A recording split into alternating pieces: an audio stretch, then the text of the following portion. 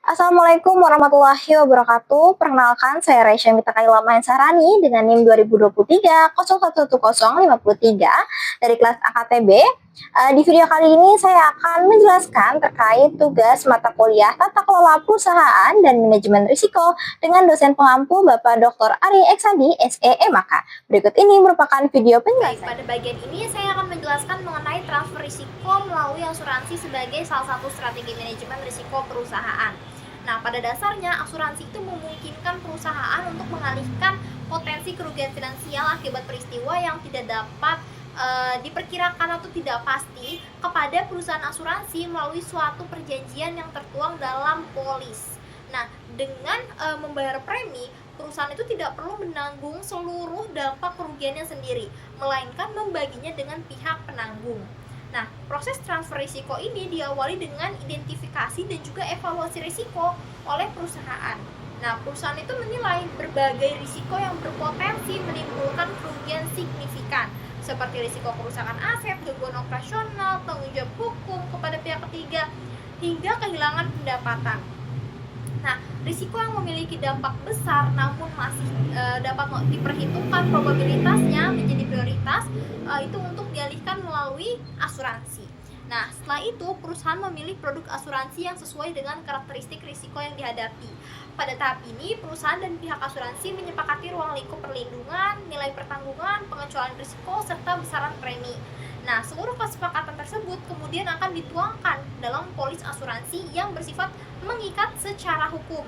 Nah, dengan adanya polis, tanggung jawab finansial atas risiko tertentu secara resmi akan dialihkan kepada perusahaan asuransi.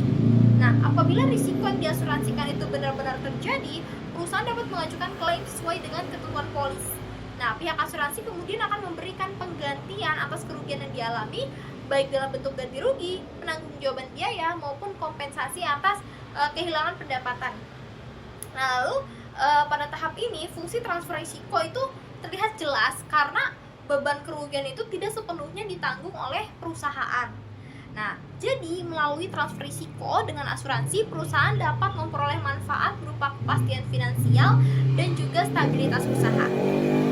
Nah, selanjutnya saya akan menjelaskan studi kasus transfer risiko melalui asuransi pada industri manufaktur dengan contoh kasus PT Toyota Motor Manufacturing Indonesia atau TMMIN.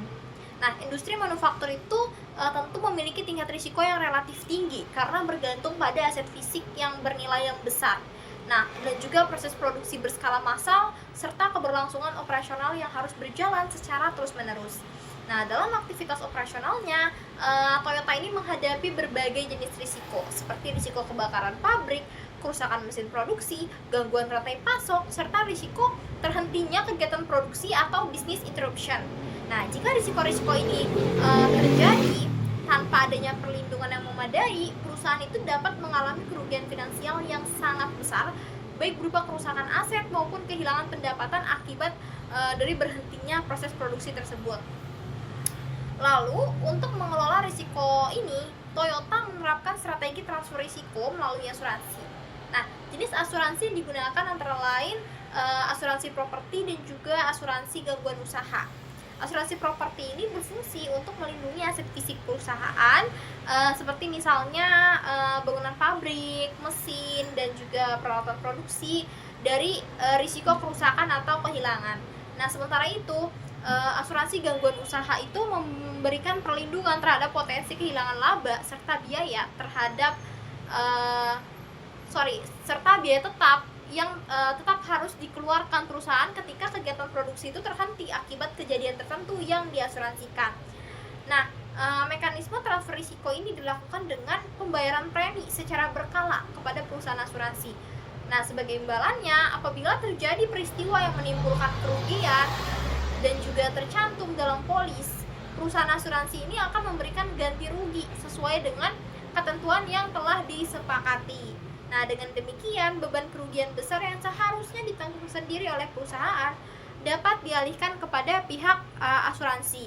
Nah, oleh karena itu, perusahaan di sini dapat menjaga stabilitas keuangan, mempertahankan kelangsungan usahanya, serta bisa mempercepat pemulihan operasional setelah terjadinya suatu risiko. Baik, sekian video penjelasan dari saya. Kurang lebihnya mohon maaf. Terima kasih atas perhatiannya. Wassalamualaikum warahmatullahi wabarakatuh.